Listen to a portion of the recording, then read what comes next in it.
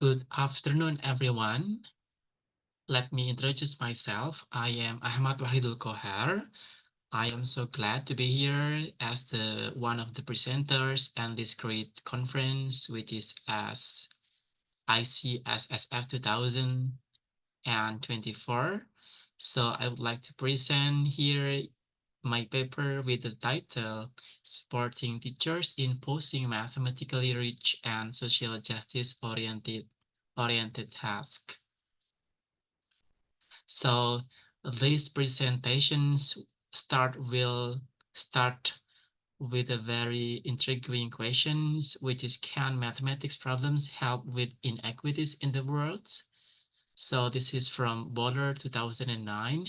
So these kinds of things can be answered actually by considering that mathematical problems can be used to fight injustice precisely by exposing the nature of social injustice and inequality in mathematical tasks to students.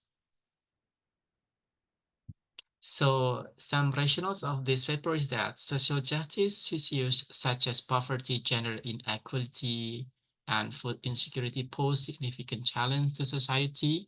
That is why educational practices often grapple with this complex challenge, which persists due to oppressive structure and exclusionary cultures. So that despite commitments to equity-directed mathematics teaching, societal challenges persist. So in this case, math teachers need to embrace their responsibilities and become more aware of complex socio-political concerns. And then using mathematics to explore surroundings, enhance conceptual understanding and procedural competency, while also improving comprehensions of sociopolitical context. So that is why mathematics teaching emphasizing social justice should provide opportunities for students to analyze power, privilege, resource distributions among cultural, socioeconomic, and environmental groups.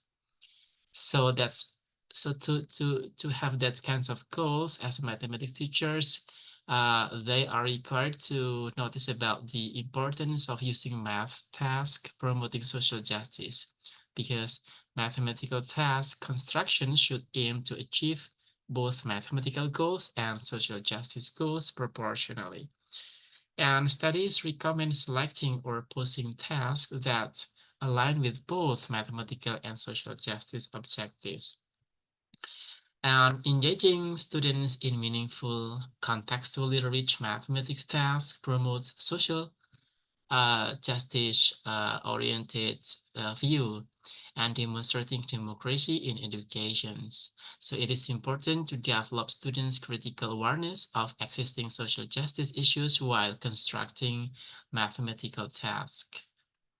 So uh, there are some challenges with designing rich mathematical tasks which promote social justice. First one is that mathematics teachers struggle with creating tasks that balance richness in problem solving and authenticity in real world situations.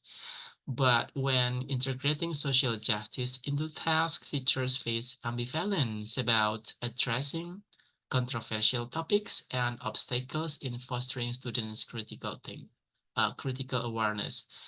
And then the other one is that difficulties in translating real-world context into mathematical problems underscore the need for teachers to understand both the complexity of connections and the systemic roots of inequity. So if you can see, there are some problems that we can learn. Yeah, from problem one, for example, a pizza is divided into fifths for five friends at a party.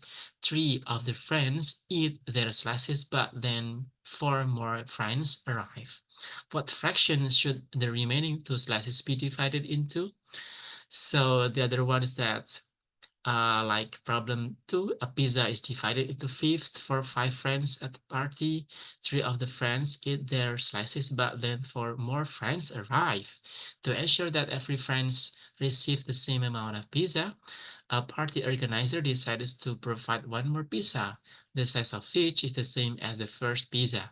After all friends eat the slices as large as the first three friends eat, what fraction should the remaining slices be divided into?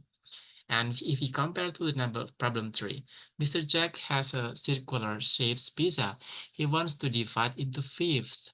After eating three of all the slices, he then divided again the remaining ones into two equally. What fractions should be remaining two slices be divided into? If we look into these three equations more deeply, we can notice that there are some critics that the use of typical math problems like problem 1 in mathematics classes, primarily due to its potential to neglect students' common sense, of the problem's context.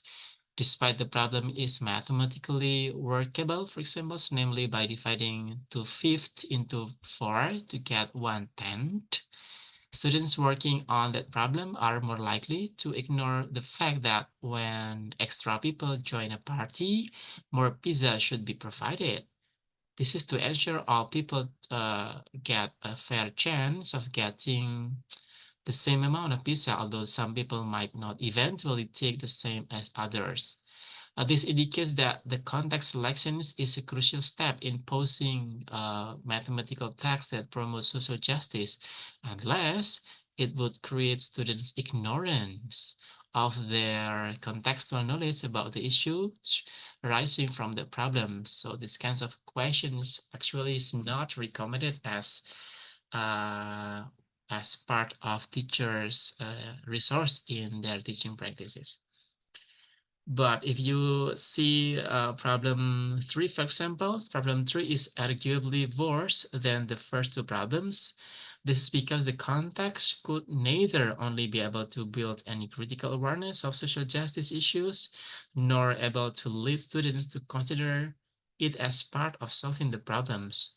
Like, for example, the information that Mr. Jack's pizza is circular shaped and he eats the pizza is not used to solve the problems. But in that, the mathematical result, which is 1/10, does not result from dealing with that information. And let's see, if you consider about the problem 2, it's going to be part of what we call as mathematical rich and social justice oriented tasks. Why?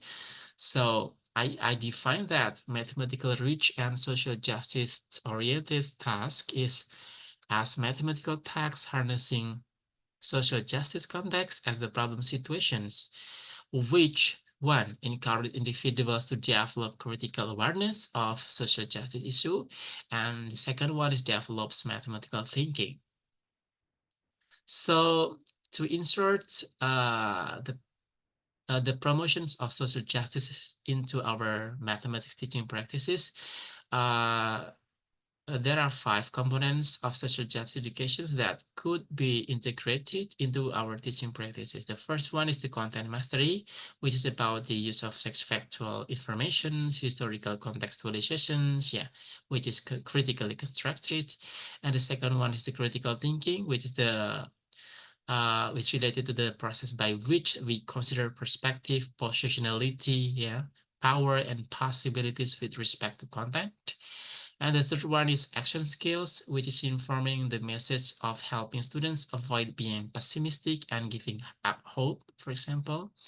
And the other one is self-reflections, which reminds teachers to critically reflect on themselves and personal qualities that underlie their teaching practices. And the fifth one, which is also important, which is about an awareness of multicultural cultural group dynamics, which indicates the extent to which the classroom text delineate the understanding of group dynamics in the classroom and the socially constructed identities of teachers and students.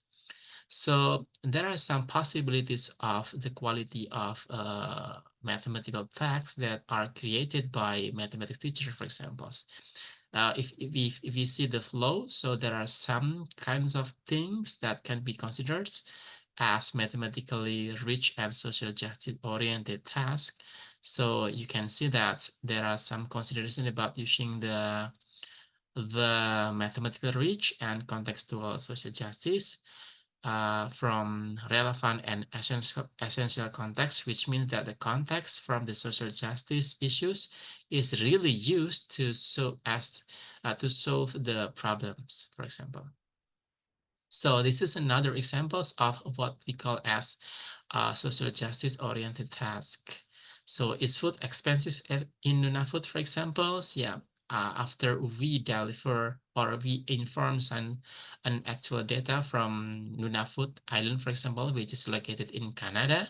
So with the information about the food price of that, for example, we can uh, uh, we can investigate integrations of the five components of social justice education into that problems.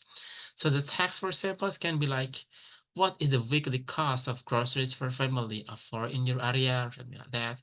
Explain and compare your results with data from remote northern communities. Yeah. Then you can also ask your students about determine and compare the cost of living and household income of a family of four in your neighborhoods. They represent the data in multiple ways. So uh, it encourages students much about how to represent the data mathematically. Yeah. So that the third one is something that can be used to encourage students to build their critical awareness of social justice issue. So like write an opinion piece about the NNC, Nunavut community service to Nunavut. Analyze the goals of NNC, include a critique of subsidy package, something like that. So after that, we can use the components of richness of mathematical problems like open-ended, complex, ill-defined, and then we use content mastery, critical thinking, and what kinds of things that are related to those three tasks, for example.